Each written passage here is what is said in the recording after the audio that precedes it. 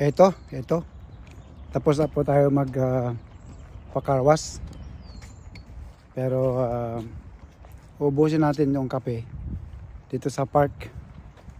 Kasi malamig dito eh. Ngayon, di ba? Tapusin natin yung kape natin. Pero ba naglalakad tayo? Ayun nga, tuloy natin yung kwentuhan natin kanina kasi naputol. So yun nga. Nakikita ba kayong church organization, Christian organization? Pangalanan nyo na, hindi ko pangalanan. Pangalanan nyo lahat ng mga churches dyan.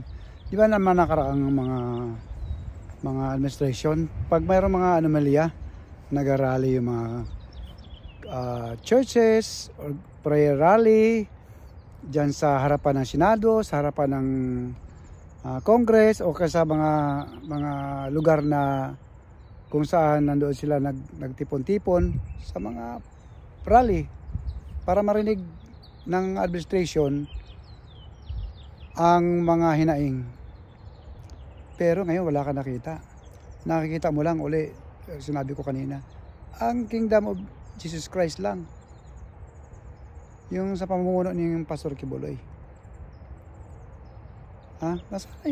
Nasaan sila ngayon? Nawawala na. Mabuti na lang itong maisog. Yung maisog ay talagang maisog. May tapang na maghayag ng kanilang nakikita na anomalya dyan sa Pilipinas. Narinig nga natin doon sa nag-organize dyan sa Japan, maisog, na kaya doon nila ginagawa yan dahil meron pa naman silang uwian dyan, meron pa silang mga kamag-anak relatives dyan sa Pilipinas. Hindi naman nila ginawa yon para sa kanilang nila yung pagpapansin. Ginagawa nila yung pag-organize dyan sa maisog Japan, maisog rally dyan sa Japan, dahil nakikita nila kung gaano na katalamak ang mga nangyayari dyan, tulad ng corruption, mga drug lord, takip. Akin lang yun takip, dati tanim bala, pero ngayon tanim kaso.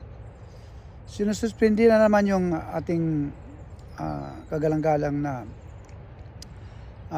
Basti Duterte dahil takot sila sa 2025 national election. Sa 2028 inumpisa nila lang ngayon dahil di ba ang mga Dutertes ay yan ang pinagkukunan ng lakas ng mga maisog rally dyan sa kanilang TAPS, transparency, accountability at peace and security. Mayroon ba tayong transparency dyan sa Pilipinas? Sa administrasyong Marcos? Mayroon ba silang accountability? Yung open the book, wala pa lang hindi nila pinapansin. Yung mga budget na kung saan by way of certification lang, kung meron kang budget, ikaw congressman ka, may budget ka sa distrito mo, mag-report ka lang ng by way of certification na naubos mo na yung budget mo, pero walang kompleto detalye. Kaya sabi nga ni PRRD, open the book.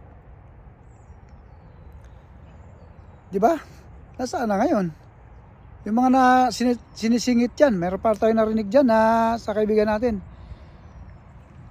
na saan ba tayo narinig natin ito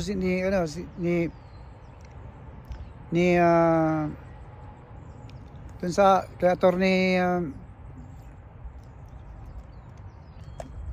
nung tagapagsalita dyan sa Maisog Rally Japan, dating executive secretary ni PBBM. Sabi nga niya na may siningit daw na 800 billion. 800 billion.